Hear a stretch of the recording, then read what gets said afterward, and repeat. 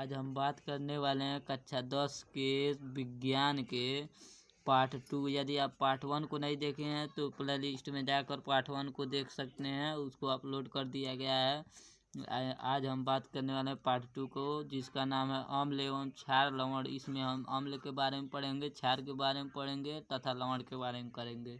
यहाँ आप देख सकते हैं पहला पॉइंट ही हम लोग का अम्ल है। इसका इंग्लिश या अथवा अंग्रेजी एसिड होता है। इसका हम परिभाषा आप देख सकते हैं। अम्ल वे पदार्थ होते हैं जिनका स्वाद खट्टा होता है। कैसा होता है? जिनका स्वाद खट्टा होता है उसी को अम्ल कहते हैं।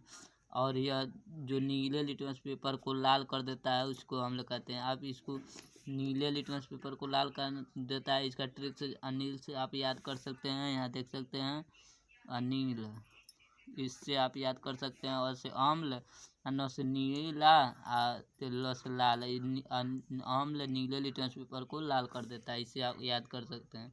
इसका उदाहरण देख सकते हैं, नींबू, इमली, संतरा आदि इसमें सब में अम्ल पाए जाते हैं। यहाँ आप नोट्स में देख सकते हैं सिरका एसिड अम्ल के कारण खट्टा होता है। जो सिरका होता है उसमें एसिड अम्ल होता है, इसलिए वह खट्टा होता है। और इमली जो होता है वह टाइट्रिक अम्ल के कारण खट्टा होता है तथा नींबू सिट्रिक अम्ल के कारण खट्टा पाया जाता है। आर्हेनियस के सिद्धांत के अनुसार आप देख सकते हैं ऐसे पदार्थ जो जल में आयनित और वियोजित होकर केवल वियोजित टूटना, आयनित आयनों में टूट जाना, केवल हाइड्रोजन आयन जो हाइड्रोजन पर प्लस धनायन देते हैं वह अम्ल कहलाते हैं। यह भी अम्ल का ही परिभाषा है, लेकिन यह आर्हेनियस के सिद्धांत के अनुसार है। अम्ल का पीएच मान सदैव 7 से कम होता है। जो अम्ल होता है उसका पीएच मान 7 से कम होता है। यहाँ अम्ल के रासायनिक गुणधर्म देख सकते हैं। कोई भी चीज़ होता है तो उसका गुणधर्म होता है। यहाँ अम्ल है, अम्ल का भी कुछ गुणधर्म होगा, उसको हम पढ़ने वाले हैं। यहाँ अम्ल के रासायनिक गुणधर्म निम्न प्रकार से हैं।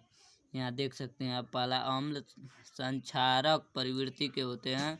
और दूसरा देख सकते हैं अम्ल में विद्युत चालक बहुत तेजी से होता है। जो अम्ल होता है उसमें विद्युत यदि आप प्रभावित करते हैं तो उसमें बहुत तेजी से विद्युत जाता है। यहाँ तीसरा देख सकते हैं अम्ल धातुओं से क्रिया करके, जो धातु होता है उसे क्रिया कर लेता है, धातुओं से क्रिया करके हाइड्रोजन मुक्त करता है, हाइड्रोजन को विस्थापित कर देता है अम्ल। यहाँ देख सकते हैं धातु और अम्ल जब आपस में क्रिया करता है तो धातु क्लोराइड प्लस हाइड्रोजन बनता है। हाइड्रोजन को क्या किया है? यहाँ विस्थापित किया है। ठीक है, यहाँ देख सकते हैं मैग्नीशियम, यहाँ HCl, यह क्या है? मैग्नीशियम है, यह HCl अम्ल है। यह मैग्नीशियम यहाँ धातु है, एक प्रकार की धातु है। यह HCl यह जो आपस में जब क्रिया करता है तो MgCl बना दे, मैग्नीशियम क्लोराइड बना देता है, यहाँ हाइड्रोजन को विस्थापित कर देता है। इस प्रकार से इस पैराग्राफ को हम लोग कंप्लीट करते हैं। अगले पैराग्राफ पे हम लोग आते हैं। इधर आप देख सकते हैं, इधर गंधक सूचक, गंधिक सूचक क्या होता है? कुछ ऐसे पदार्थ जिनका गंध अम्ल अथवा क्षारीय माध्यम से भिन्न भिन्न होते हैं, यह अलग अलग होते हैं, वह गंधीय सूचक कहलाते हैं। पहले तो आप जान जाइए सूचक क्या होता है। सूचक वह होता है जो अम्ल और क्षार में उसका पहचान करता है, जो अम्ल इसमें कितना होगा और क्षार इसमें कितना है, उसे सूचक कहते हैं। यहाँ गंधिक सूचक है तो गंध के बारे में समझ जाइए, जो किसमें कितना गंध है उसको पता करता है, वह गंधिक सूचक कहलाता है। सिंपल एकदम। धातु के साथ यदि अम्ल को क्रिया कराते हैं तो क्या होता है देख सकते हैं आप। अम्ल धातु के साथ क्रिया करके हाइड्रोजन मुक्त करता है, हाइड्रोजन विस्थापित करता है या मुक्त करता है। यहाँ देख सकते हैं मैग्नीशियम क्या है? एक धातु है। HCl अम्ल है। जब यह आपस में क्रिया करता है तो MgCl magnesium chloride plus hydrogen उत्पादित करता है, हाइड्रोजन बनाता है। तो ये अब क्या हुआ है? यहाँ विस्थापित हुआ है। और उसी प्रकार से इसको भी आप देख सकते हैं, अम्ल एवं क्षार परस्पर कैसे अभिक्रिया करते हैं। यहाँ देख सकते हैं जब अम्ल और क्षार आपस में क्रिया परस्पर आपस में क्रिया करते हैं तो क्या होता है, यह देख सकते हैं। किसी अम्ल तथा क्षार को मिलाने पर होने वाली रासायनिक अभिक्रिया को अम्ल क्षार कहते हैं।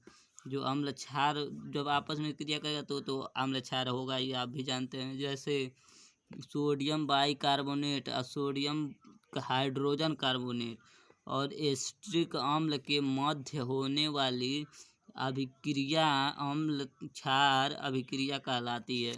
इसके बाद हम अगले पैराग्राफ में देखते हैं। अम्ल क्षार अभिक्रिया के अंतर्गत सदैव जल का निर्माण करते हैं। जब अम्ल और क्षार आपस में अभिक्रिया करते हैं तो यहाँ लवण तथा जल निर्माण होता है। यहाँ अम्लों के साथ, इसको उदासीनिक अभिक्रिया भी कहते हैं। अम्लों के साथ धात्विक ऑक्साइडों की अभिक्रिया, मतलब धात्विक ऑक्साइड जब अम्ल से क्रिया करता है तो क्या होता है, तो आप यहाँ देख सकते हैं सोडियम ऑक्साइड, या क्या है, सोडियम ऑक्साइड है या HCl है, या धात्विक ऑक्साइड है, या धातु है या ऑक्साइड है। ऑक्सीजन है तो ऑक्साइड हो गया। धात्विक ऑक्साइड जब अम्ल से क्रिया करता है तो सोडियम क्लोराइड बना देता है प्लस H2O। सोडियम क्लोराइड क्या है, लवण है। H2O क्या है, जल है। तो यह अम्ल और क्षार जब करता है तभी यही बनता है। जब धात्विक ऑक्साइड और अम्ल क्रिया करेगा तभी वही बनेगा। यहाँ क्रियाकलाप में भी आप देख सकते हैं, इधर भी देख सकते हैं आप क्रियाकलाप में। अगले पैराग्राफ में देख सकते हैं, आप बाकायदे से पढ़ सकते हैं। इधर भी देख सकते हैं वही यहाँ देख लीजिए पीएच स्केल देख लीजिए। देखिए ये बहुत इंपॉर्टेंट होता है। किसी विलयन में उपस्थित हाइड्रोजन आयन H पर धनायन की सांद्रता ज्ञात करने के लिए एक स्केल का विकास किया गया है, जिसे पीएच स्केल कहा जाता है।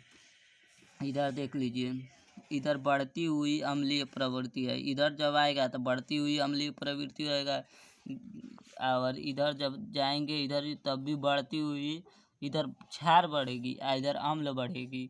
अब बीच में उदासीनी होगी। यहाँ देख लीजिए, यहाँ 7 है, यहाँ जब 7 रहेगा तो उदासीनी रहेगा। यहाँ H पे धनायन है, यहाँ OH पे ऋणायन है। इसी प्रकार से आप इसे भी देख सकते हैं। यहाँ नोट्स वगैरह है, इसे पढ़ सकते हैं। इधर अगला पैराग्राफ में आप देख सकते हैं एक न्यूमेरिकल आया है आपके सामने, देख सकते हैं। यदि किसी विलयन का पीएच मान कितना है, 5 है, तो उसमें उपस्थित हाइड्रोजन आयन की सांद्रता ज्ञात कीजिए। क्या ज्ञात करना है, हाइड्रोजन आयन या यहाँ H पर धनायन को ज्ञात करना, देख सकते हैं आप। इसी को ज्ञात करना, तो पहले तो हम लिखेंगे इसको बाकायदे से, क्या दिया है क्या नहीं दिया। कल देख सकते हैं यहाँ लिखा हुआ है, दिया है, तो इसमें क्या दिया हुआ है पढ़ सकते हैं। यदि किसी विलयन का पीएच मानते हैं यहाँ, यानी कि पीएच मान दिया है 5, पीएच मान 5 दिया है, तथा हाइड्रोजन आयन की सांद्रता, मतलब इसमें हाइड्रोजन आयन की सांद्रता जो OH पे माइनस है, जिसे ज्ञात करना है। यहाँ OH पर माइनस होगा, इसको ज्ञात करना है। वो गलत हो गया। हम जानते हैं कि देखिए यह सूत्र है, इसको आप याद कर कर रखिएगा। यह सूत्र है, यह काम आता है। H पर प्लस, अब ब्रैकेट बंद रहेगा, प्लस 10 माइनस पीएच। इसको इसका पीएच का मान रख देंगे, यहाँ पीएच का मान है, यहाँ देख लीजिए पीएच का मान रख देंगे, हो गया आंसर इसका। इसी प्रकार से ये भी न्यूमेरिकल है, इसमें भी देख लीजिए विलयन का पीएच मान 8 दे दिया है, तथा उसके POH मान ज्ञात करना है। तो सिंपल एकदम नहीं, यहाँ देख सकते हैं। हम जानते हैं कि पहले जो दिया है उसको लिख सकते हैं, उसके बाद से हम जानते हैं कि लिख सकते हैं इसको फार्मूला को पीएच प्लस POH पर माइनस बराबर 14। इसका पीएच का मान रख देंगे, यहाँ पश्चांतर करके इसका POH पर माइनस बराबर 6 आ जाएगा। उत्तर यही आंसर हो जाएगा। इसका अगला पैराग्राफ देख सकते हैं आप, यहाँ देख लीजिए। यहाँ दैनिक जीवन में पीएच का महत्व है। पीएच मान जो है उसका दैनिक हम इस समय जीवन में क्या महत्व है, इसे देख सकते हैं। पहला, पौधे तथा पशु पीएच के प्रति संवेदनशील होते हैं। मानव शरीर 7 से 7.8 पीएच परस्पर के मध्य कार्य करता है। जीवित प्राणी केवल संकीर्ण पीएच प्रसार में ही जीवित रह सकता है। मतलब जो ये सब जीवित रहने वाले जो भी जीव जंतु हैं वो 7 से 7.8 के बीच रहते हैं। वर्षा के जल का पीएच मान 5.6 से कम हो जाता है। वर्षा के पीएच मान कितना होता है, 5.6। इसको याद किए रहिएगा, ये बहुविकल्पी में पूछता है।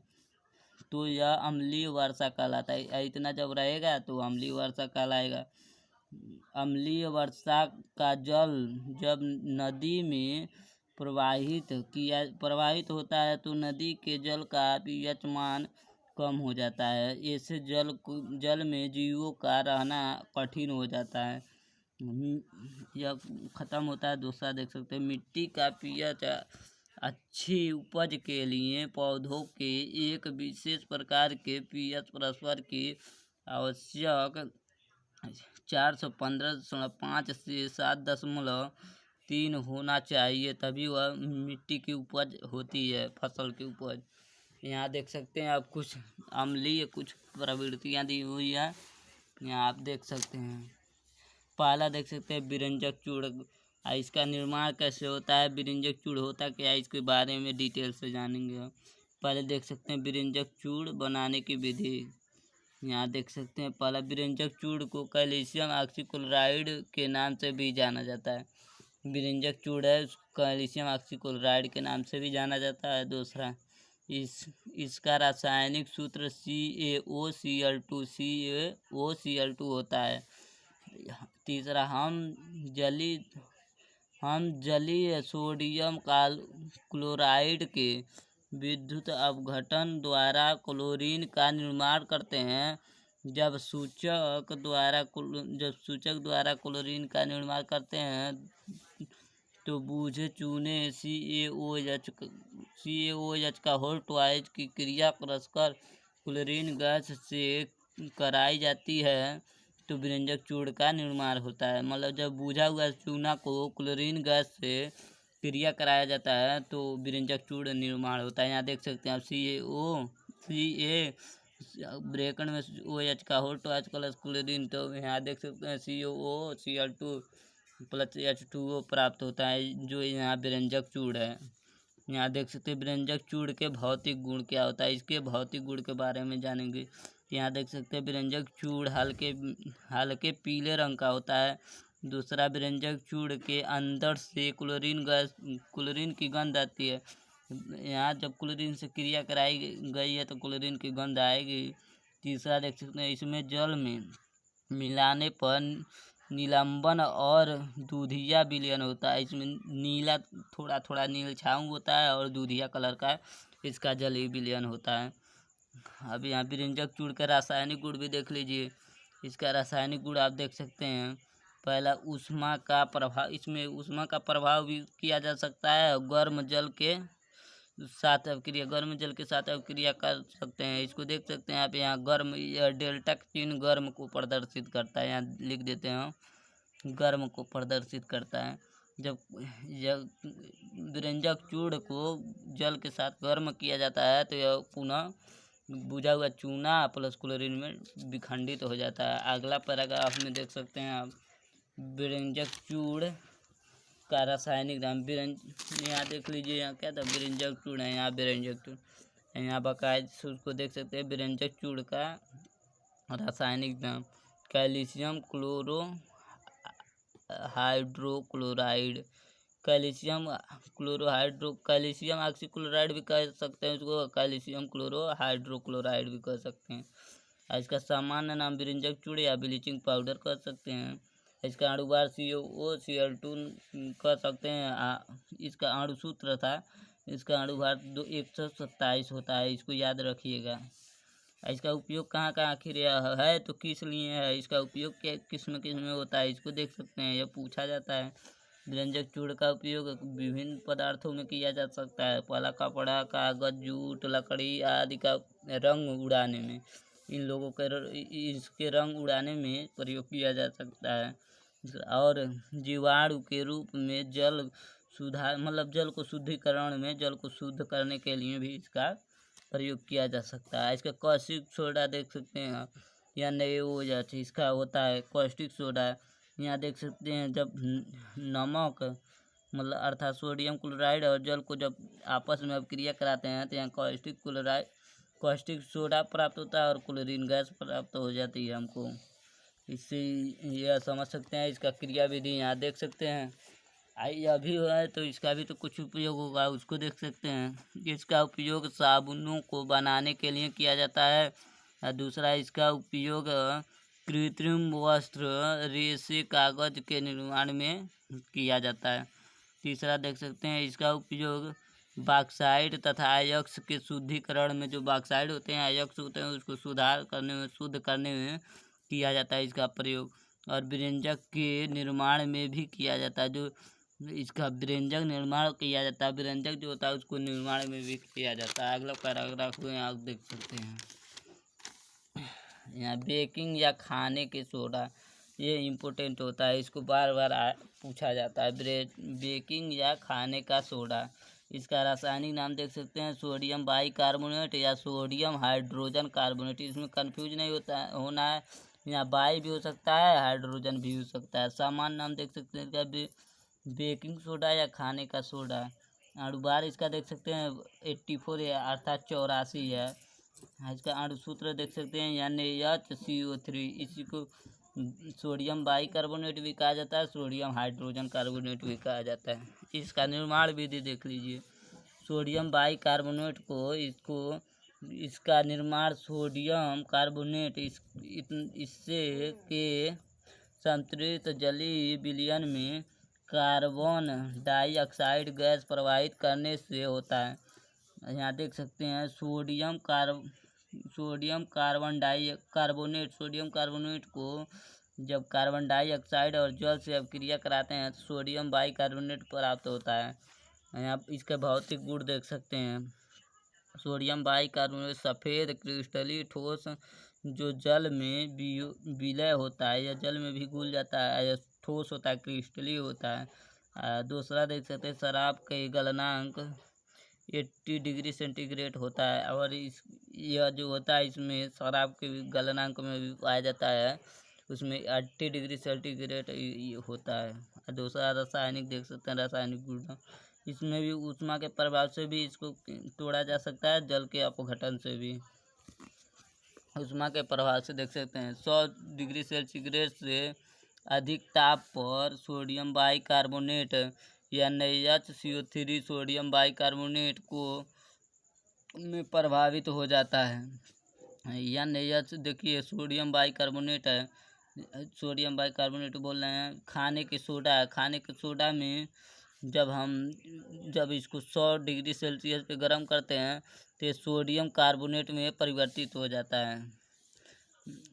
जल अपघटन, अब इसको जब जल से क्रिया कराते हैं, जल से तोड़ाते हैं, तब देखिए यहाँ देख सकते हैं NaHCO3 सोडियम हाइड्रोजन कार्बोनेट को जब जल से क्रिया कराते हैं और उत्क्रमणीय या वापस आ भी सकता है इसी में, मतलब यह इसके रूप में भी हो सकता है या इसके रूप में हो सकता है, उसे उत्क्रमणीय अभिक्रिया कहते हैं।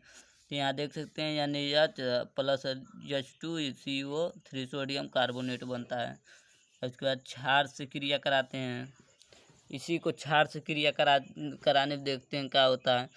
तो यहाँ NaHCO3 इसको सोडियम हाइड्रोजन कार्बोनेट को क्षार से जब क्रिया करा H2SO4 से क्रिया कराते, सल्फ्यूरिक अम्ल से क्रिया कराते हैं, तब देख सकते हैं आप यहाँ Na2SO4 प्लस हाइड्रोजन से हाइड्रोजन प्राप्त होता है, प्लस कार्बन डाइऑक्साइड प्राप्त होता है। इसका उपयोग क्या क्या होता है उसको देख सकते हैं आप। पहला अमाशय, अर्थात पेट की अम्लता को दूर करता है, जो पेट में अम्लता HCl की मात्रा बढ़ जाती है उसको दूर करता है। दूसरा देख सकते हैं झाग युक्त मतलब दाग वगैरह होता है, झाग युक्त वेग पदार्थ व गोलियों परिवार नियोजन गोलियां में भी प्रयोग किया जाता होगा इसका। तीसरा आग बुझाने के यंत्रों में किया जाता है, क्योंकि इसमें युक्त कार्बन डाइऑक्साइड होता है जो आग को बुझा देता है। आग को बढ़ने के रुकावट में उत्पन्न देता है, मतलब आग बढ़ने नहीं देता है। चौथा बेकिंग पाउडर के निर्माण में, ये जो बेकिंग पाउडर बनता है उसके खाने वाला सोडा जो बनता है उसी के निर्माण में इसको उपयोग इसका होता है। पांचवा देख सकते हैं चर्म रोग, जो चमड़ा वाला रोग होता है उसके भी लिए इसको प्रयोग किया जाता है, उसको हटाने के लिए। छठवां देख सकते हैं कच्चे दूध को फटने के जो समय होते हैं उसको बढ़ाने के लिए इसका उपयोग किया जाता है। अगला पैराग्राफ में देख सकते हैं, यहाँ नोट में देख सकते हैं बेकिंग पाउडर का प्रयोग फूला हुआ केक, ब्रेड आदि बनाने में किया जाता है। जो पकौड़े वगैरह बनते हैं उसमें बेकिंग पाउडर का प्रयोग किया जाता है। अब अगला देख सकते हैं धोने का सोडा, अर्थात धामन सोडा भी कर सकते हैं या धोने का सोडा भी जो होता है उसको धो सकते हैं। या देख सकते हैं रासायनिक नाम सोडियम कार्बोनेट डेका हाइड्रेट, या फिर इसको बोल सकते हैं सामान्य नाम इसका धामन सोडा या सोडियम सोडा एस कह सकते हैं इसको। इसका अणुसूत्र होता है Na2CO3 .10H2। इसमें धोने वाला सोडा है तो इसमें जल की मात्रा अधिक होती है, इसमें इसलिए जल की 10 मात्रा होता है। इसका अणुभार देख सकते हैं 286 होता है। इसको आप यहाँ देख सकते हैं कैसे इतना होता है, यहाँ आप सिद्ध कर सकते हैं। इसका आपको हम समझा देते हैं। सोडियम का देख लीजिए, यहाँ सोडियम 46 प्लस इसी को मतलब यहाँ बनाया गया है 246 हुआ है। निर्माण विधि देख सकते हैं आप, उसमें जैसे वीडियो बड़ा लंबा हो जाएगा इसलिए थोड़ा शॉर्ट बना रहे हैं। निर्माण विधि देख सकते हैं। धामन सोडा का निर्माण सोडियम क्लोराइड से निम्न 3 चरणों में उत्पन्न होता है। जो यह धामन सोडा बनता है वो 3 चरणों में प्राप्त किया जा सकता है। पहला चरण देख सकते हैं, जब यहाँ sodium chloride plus ammonia plus जल और कार्बन डाइऑक्साइड को मिलाते हैं तो यहाँ NaHCO3 प्लस NaH4Cl3 बनता है। फिर यहाँ दूसरे चरण में देख सकते हैं, यहाँ चरण 2 में देख सकते हैं NaHCO3 को इसको जब जो प्राप्त उत्पाद था उसको जब फिर पुनः डेल्टा से गर्म करते हैं तो हमको सोडियम कार्बोनेट प्राप्त होता है प्लस जल प्लस कार्बन डाइऑक्साइड। फिर तीसरे चरण में देख सकते हैं सोडियम कार्बोनेट यहाँ जो प्राप्त हुआ है वो उसी को उत्पाद को यहाँ अभिकारक मिलाते हैं प्लस यहाँ 10 मोलेकुल 10 भाग यहाँ जल देते हैं तो यहाँ देख सकते हैं Na2CO3 .10H2O। यहाँ आप सूत्र भी देख सकते हैं Na2CO3 .10H2O। इस तरह यह प्राप्त हो जाता है।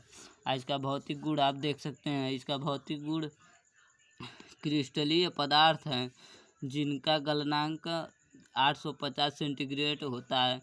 यह सफ़ेद रंग का होता है। इसका देख लीजिए, यह सफ़ेद रंग, इसका भौतिक गुण यह सफ़ेद रंग का होता है और यह क्रिस्टलीय होता है, क्रिस्टलीय पदार्थ होता है। इसका यह जल में विलय होने के पश्चात यह जल में विलय हो जाता है, मतलब घुल जाता है पूरी तरह से। पश्चात ऊष्मा उत्सर्जित करता है, मतलब ऊष्मा भी निकलता है। जिसको जल में जब घोला जाता है तो इसमें से ऊष्मा निकलता है। निर्जल सोडियम कार्बोनेट तुरंडित अवस्था में होता है, मतलब जो सोडियम कार्बोनेट होता है वो अपनी अवस्था में होता है, एस कहा जाता है। और इसको सोडा एस भी कहा जाता है। इसलिए यहाँ आप देख सकते हैं रासायनिक गुण इसका देख सकते हैं। ऊष्मा का प्रभाव इसको आप पढ़ सकते हैं। रासायनिक गुण को देख सकते हैं। सोडियम कार्बोनेट प्लस .10H2O को जब हम शुष्क हवा में खुला छोड़ देते हैं, जब शुष्क हवा में खुला छोड़ देते हैं तो ये सोडियम कार्बोनेट प्लस H2O में पुनः परिवर्तित हो जाता है। यहाँ इसका उपयोग देख सकते हैं। पहला प्रयोगशाला में अभिकर्मक के रूप में, जो प्रयोगशाला होता है उसमें खाना वगैरह बनाने के लिए इसका प्रयोग किया जाता है। दूसरा देख सकते कांच कागज बारेवस उद्योग में पेट्रोलियम शोधन तथा धातु शोधन में तथा आग बुझाने वाले यंत्रों के कांच की बर्तनों की चिकनाई दूर करने में तथा वस्तु धुलाई के लिए अपमार्जक जो साबुन का एक रूप होता है, अपमार्जक के रूप में भी जल का कठोरता दूर किया जाता है। इसको आप देख सकते हैं। यहाँ आप देख सकते हैं प्लास्टर ऑफ पेरिस को देख सकते हैं। रासायनिक नाम इसका होता है कैल्शियम सल्फेट हेमीहाइड्रेट। इसको सामान्य नाम प्लास्टर ऑफ पेरिस के नाम से जाना जाता है। इसका अणुसूत्र होता है CuSO4.12H2O। इसको बोल सकते हैं या 1/2H2O, या फिर इसको बोल सकते हैं 3/4H2O। इसको कई प्रकार से बोल सकते हैं, अलग अलग लोग अलग अलग प्रकार से बताते रहते हैं, इसको आप गलत मत समझिएगा। अणुभार इसका देख सकते हैं 136 होगा, 136 या फिर 134 होता है। इसका कोई भी लिख देंगे तो कोई भी सही हो जाएगा। निर्माण विधि इसका देख सकते हैं, जब कैल्शियम सल्फेट डाईहाइड्रेट अर्थात इसको हम इतने पूरे को हम जिप्सम बोल देते हैं, पूरे को जिप्सम कहते हैं। जिप्सम को 120 सेंटीग्रेड ताप पर गर्म किया जाता है। जब इसको जिप्सम को 120 सेंटीग्रेड ताप पर गर्म करते हैं तो निर्जल जल के कारण यह प्लास्टर ऑफ पेरिस का निर्माण कर देता है। यहाँ देख सकते हैं CaSO4.2H2O, यह क्या है, यह सब जिप्सम है। इसको 120 सेंटीग्रेड पर गर्म करते हैं। डेल्टा चिन्ह अर्थात गर्म किया जा रहा है, डेल्टा का मतलब होता है गर्म। तो इसको गर्म करने पर CaSO4.5H2O बनता है। यहाँ देख सकते हैं CuSO4.5H2O बन रहा है। इसका भौतिक गुण देख सकते हैं, यह सफ़ेद रंग का चूड़ है जो जल में अल्प विलय, मतलब जल में आधा घुल जाता है, आधा नहीं घुलता है। कभी कभी पूरा घुल जाता होगा, कभी कभी आधा घुलता होगा, आधा नहीं, पूरी तरह मतलब नहीं घुलता है। यह प्लास्टर ऑफ पेरिस जल में पूरी तरह घुलता नहीं है। इसका उपयोग देख सकते हैं, इसका उपयोग टूटी हुई हड्डियों में बनाई जाती है। कहाँ बनाई जाती है? टूटी हुई हड्डियों में बनाई जाती है। इसको ध्यान दीजिएगा, यह बहुत बार पूछा जाता है। इसका देखते प्लास्टर चढ़ाते में किया जाता है। प्लास्टर बनाने में या बनाने में होगा, प्लास्टर बनाने में किया जाता है, बनाने में किया जाता है। इसका उपयोग सरकारी सामान, मूर्ति, खिलौनों के निर्माण में किया जाता है। मतलब इसका भी कई प्रकार के वस्तुओं में किया जाता है इसका निर्माण। इसका रासायनिक गुण देख सकते हैं आप, यहाँ ऊष्मा का प्रभाव जब कराते हैं तो पुनः यह कैल्शियम सल्फेट तथा H2O में बदल जाता है, पुनः उसी अवस्था में आ जाता है। फिर यहाँ देख सकते हैं उसी को 120 सेंटीग्रेड से फिर वापस किया जाता है, तो फिर वही बन जाता है प्लास्टर ऑफ पेरिस ही। इस प्रकार आप देख सकते हैं, यहाँ जल से क्रिया कराते हैं इसको, तो जल से क्रिया कराने पर यह जिप्सम में और जल में बदल जाता है। आप देख सकते हैं इस तरह यह पूरा चैप्टर समाप्त होता है। यदि आप इस पूरा चैप्टर को अंत तक देखे हैं तो आपके एग्जाम में इससे बाहर कुछ भी नहीं आने वाला है। यदि आप इतना पढ़ कर चले गए एग्जाम से तो यह आपके एग्जाम में इससे बाहर कुछ आने वाला नहीं है। इस चैप्टर से इतना तैयार कर लीजिए या जाइए एग्जाम में एकदम लिख छाप कर आइए। इस तरह वीडियो समाप्त होता है। थैंक यू दोस्तों, धन्यवाद। लाइक सब्सक्राइब अवश्य कीजिए।